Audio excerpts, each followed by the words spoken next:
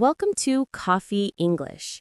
Today we're having a deep conversation about something that affects almost everyone, overthinking. If you're listening right now, there's a good chance that your mind has been a bit too busy lately, jumping from thought to thought, imagining possibilities, worrying about things that are not even real. And today, Sam and I want to talk honestly about this habit and share practical ways to break it while helping you improve your English. I'm really excited about this one, Lisa. Overthinking is one of those invisible things. It doesn't make noise, it doesn't shout, but it quietly steals your energy, your motivation, your focus, and sometimes even your happiness. And the worst part?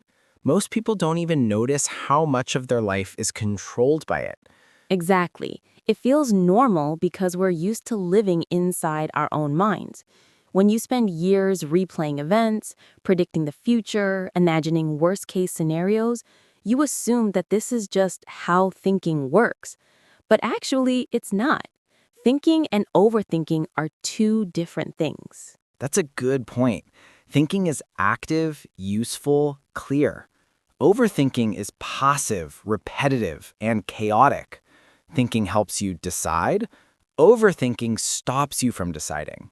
Thinking solves problems. Overthinking creates new problems in your imagination. I like that. And I want to start by asking you something, Sam.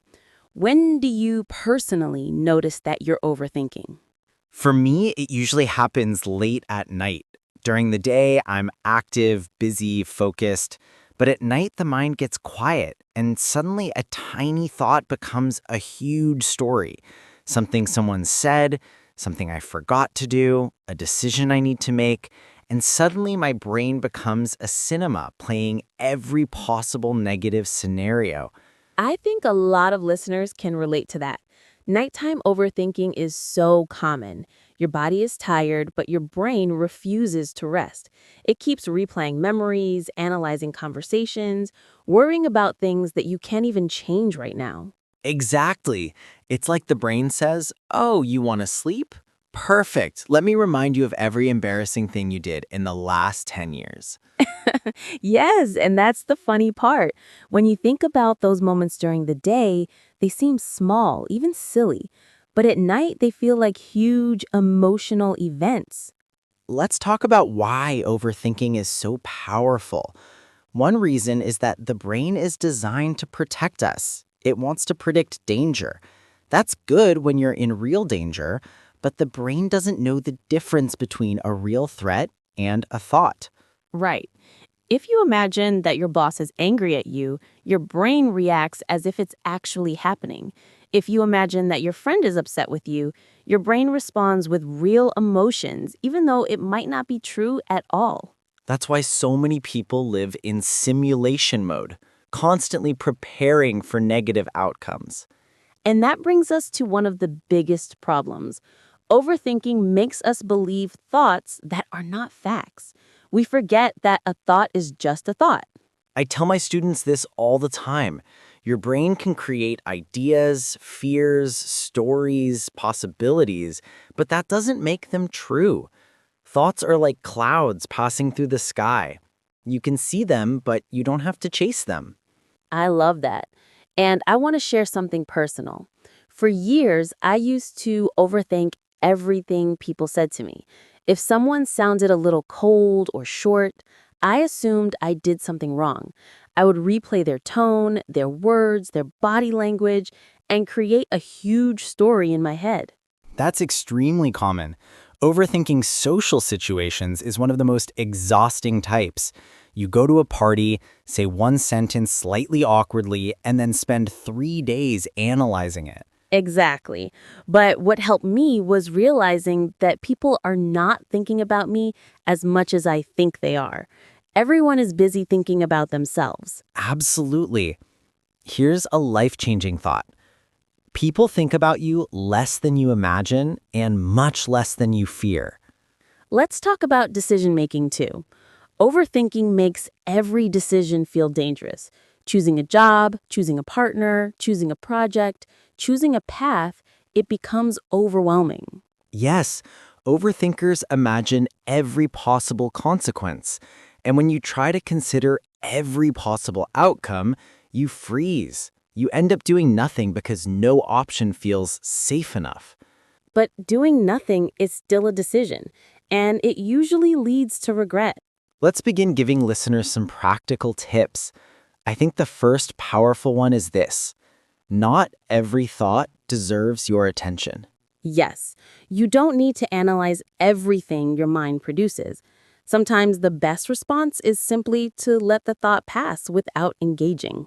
Another big tip: when you catch yourself imagining negative scenarios, ask this question: where's the evidence that this is true? Most of the time, there is none. Right. Overthinking is mostly imagination without evidence. Another useful idea is to practice mental labeling. For example, say to yourself, this is worry, this is fear, or this is uncertainty. Giving the thought a label reduces its emotional power. Also, focusing on the present moment helps a lot. Overthinking lives either in the future or in the past, but the present is usually safe and manageable. That's why simple grounding techniques work so well. Touch something around you, look at 5 objects, take a slow breath. Bring the mind back to the moment you're actually living. Let's talk about expectations too. Overthinking often comes from having unrealistic expectations of yourself, trying to be perfect, trying to predict everything, trying to avoid every mistake. Perfectionism is a dangerous friend. It sounds positive, but it makes you afraid to start. It makes you afraid to speak. It makes you afraid to be human. Exactly. Many English learners overthink because they want every sentence to be perfect. But fluency grows from practice, not from perfection. Yes, if you wait to be perfect before speaking, you will never speak. Mistakes are not a sign of weakness, they are signs of progress. I want to add something important. The brain becomes calm through action, not through thinking. The more you sit and think, the bigger your thoughts grow. But when you take action, even a small action, the mind gets quieter. Action breaks the cycle. Even writing your thoughts, taking a walk, making a small decision, or doing one tiny task can reset your brain. Another powerful shift is asking better questions. Instead of asking, what if I fail? Try asking, what if I succeed? Instead of asking, what if people judge me? Ask, what if they support me? Your questions shape your emotions. Your emotions shape your decisions, and your decisions shape your life. Another practical tool is thinking time. If your brain keeps repeating something, say to yourself, I will think about this at 7 p.m. for 10 minutes. This tells your mind that there is a scheduled time, so it doesn't need to overthink right now. Surprisingly, when 7 p.m. arrives, the issue feels less important because you're no longer emotional about it. Let's also talk about physical habits. Overthinking gets worse when the body is tense, tired, or overstimulated.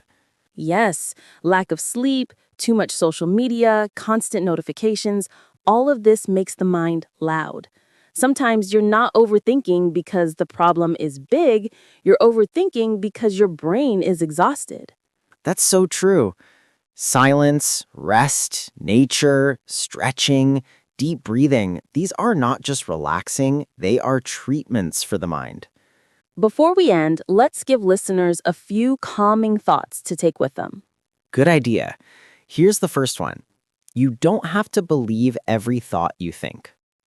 Here's another. You are allowed to change your mind. You are allowed to make mistakes. You are allowed not to have everything figured out. I love that. Another one, life becomes lighter when you learn to let go of things you cannot control. And finally, peace is not the absence of thoughts. Peace is the ability to choose which thoughts matter. Thank you for staying with us today. We hope this long conversation helped you relax, reflect, and learn new English naturally. And remember, you're not alone. Everyone overthinks, but with practice, patience, and awareness, you can train your mind to think less and live more. We'll see you again in the next episode of Coffee English.